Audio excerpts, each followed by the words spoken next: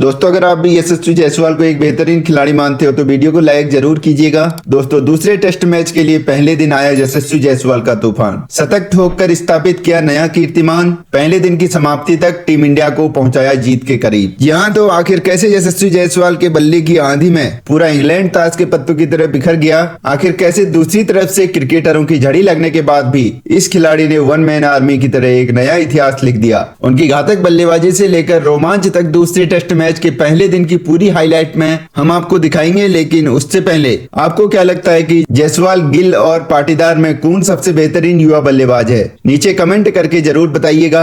दोस्तों 5 मैचों की टेस्ट सीरीज में 1-0 से पीछे चल रही टीम इंडिया 2 फरवरी की सुबह विशाखापट्टनम के VDCA क्रिकेट स्टेडियम में एक नया इतिहास लिखने के इरादे से उतर चुकी थी, जिसके सामने खड़ी थी इंग्लैंड की क्रिकेट टीम। उनका कॉन्फिडेंस तो 7वें आसमान पर था। मैदान में आते ही किस्मत चमकी कप्तान रोहित शर्मा की, सिक्का उनके पक्ष में रहा और टॉस जीतकर उन्होंने पहले बल्लेबाजी करने का फैसला किया। इसके साथ ही टीम इंडिया में 3 बड़े बदलाव हुए। कुलदीप यादव के साथ रजत पाटीदार और मुकेश कुमार को टीम इंडिया में शामिल किया गया। टीम इंडिया को एक धाकड़ शुरुआत दिलाने के इरादे से कप्तान रोहित शर्मा के साथ यशस्वी जायसवाल की जोड़ी मैदान में उतर चुकी थी। पहले ओवर की आखिरी गेंद पर जायसवाल ने सिंगल लेकर अपना और टीम इंडिया का खाता खोला। दूसरी तरफ कप्तान रोहित शर्मा ने भी जेम्स एंडरसन के खिलाफ 3 रन तेजी से दौड़कर अपना खाता खोला। ये दोनों खिलाड़ी शानदार फॉर्म में लग रहे थे। हालांकि 10 ओवर में टीम इंडिया ने मात्र 23 रन बनाए थे। हालांकि टीम इंडिया के लिए अच्छी खबर यह थी कि इन्होंने इंग्लैंड को कोई भी सफलता हासिल नहीं होने दी थी, जो उन पर दबाव बनाने के लिए काफी नजर आ रहा था। यशस्वी अब आक्रमण करने लगे थे। 14 ओवर लेकर आए शोएब बशीर की चौथी गेंद पर उन्होंने इस गेंदबाज को चौके का स्वाद चखाया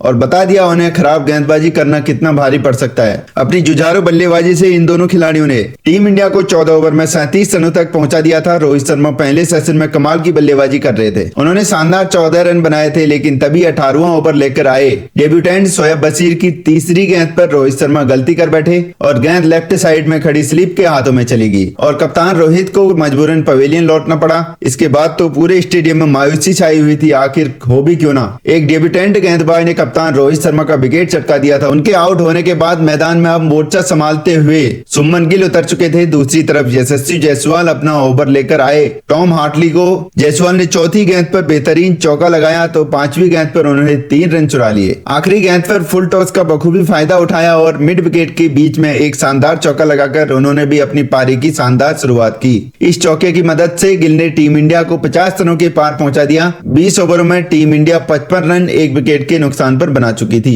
सुमन गिल आक्रामक अंदाज में बल्लेबाजी कर रहे थे। टेस्ट क्रिकेट में T20 का अंदाज अपनाते हुए इस खिलाड़ी ने एक के बाद एक चौके की झड़ी लगा दी थी। देखते देखते हर इंग्लिश गेंदबाज की कुटाई करते हुए सुमन गिल ने 5 चौके लगा दिए। वहीं 34 रन भी बन चुके थे। लेकिन तभी पारी का 29वां ओवर लेकर आए जेम्स एंडरसन की 5वीं गेंद पर वह गलती कर बैठे और विकेट कीपर बेन फॉक्स ने उनका आसान सा कैच लपककर इस बल्लेबाज को पवेलियन का रास्ता दिखा दिया। जहां गिल 46 गेंद पर 5 चौकों की बदौलत 34 रनों का योगदान दे पाए। उनके आउट होने के बाद अब मोर्चा संभालने के लिए श्रेयस अय्यर मैदान पर उतर चुके थे। दूसरी तरफ यशस्वी जायसवाल तो अलग ही मूड में नजर आ रहे थे। विकेट के गिरने पर उन पर कोई भी असर नहीं हो रहा था। अगले ओवर में उन्होंने शोएब बशीर को आड़े हाथों लेते हुए पहले एक छक्का लगाया और फिर अगली ही गेंद पर एक बेहतरीन चौके से इस खिलाड़ी ने अपना बेहतरीन अर्धशतक ठोक दिया था। वह भी 5 चौके और एक खतरनाक छक्के की बदौलत उनका बखूबी साथ निभाते हुए श्रेयस अय्यर ने भी 31वें ओवर की आखिरी गेंद पर बेहतरीन चौके से टीम इंडिया को 100 रनों के पार पहुंचाया और पहले सेशन के अंत तक टीम इंडिया ने 31 ओवर खेलकर 103 रन बना लिए थे। जहां हमारे 2 बल्लेबाज पवेलियन लौट चुके थे।